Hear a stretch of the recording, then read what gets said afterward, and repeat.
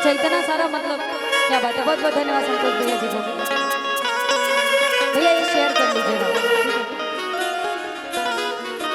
एगो जनी, अरे अभी 2 लोग बाकी हैं, सॉरी नहीं है, मैंने बोला शेयर कर लीजिएगा।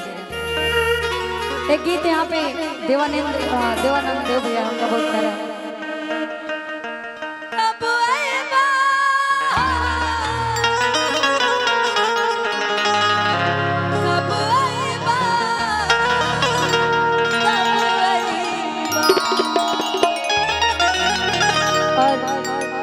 मिथिलांचल से हमारे बड़े भैया मुकेश म्यूजिक सेंटर से रितेश भैया आए हुए हैं और इनका आज मेरी जो भी पहचान है इनके चैनल की वजह से। एक जोरदार ताली बजा दीजिए आप लोग। और ये सारा प्रोग्राम इनके चैनल पे देखने को मिलेगा आप सबको। ये जान लीजिए 500 किलोमीटर से आए हुए हैं खाली इस प्रोग्राम का वीडियो रिकॉर्ड करने के लिए। कब आएगा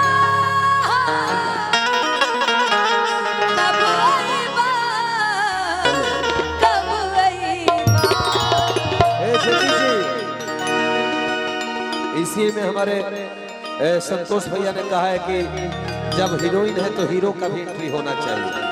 बड़े भैया के आदेश से कोई काम मैं कमिटी के अनुसार करता हूँ। दीपक भाई आ गए हैं, अब थोड़ा सा मजा आएगा।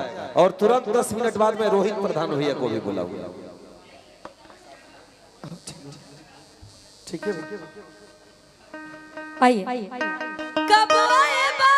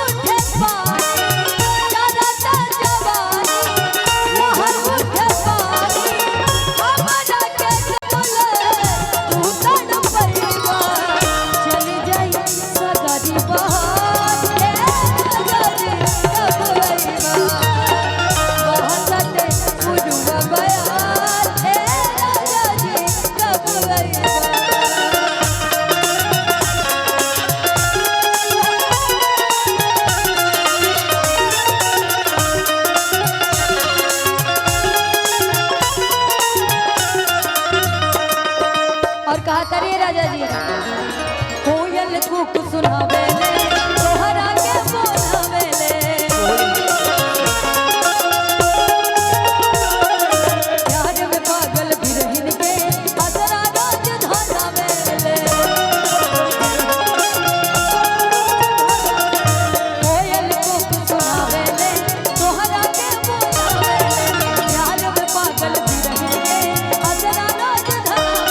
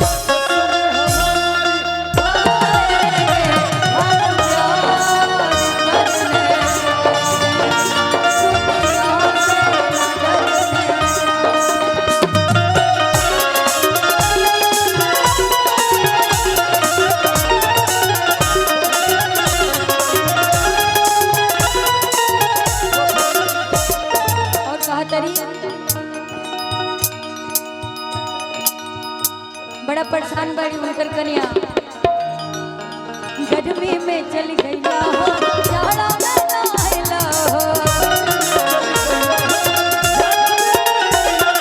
काहेला हमरा घर राजा जी कर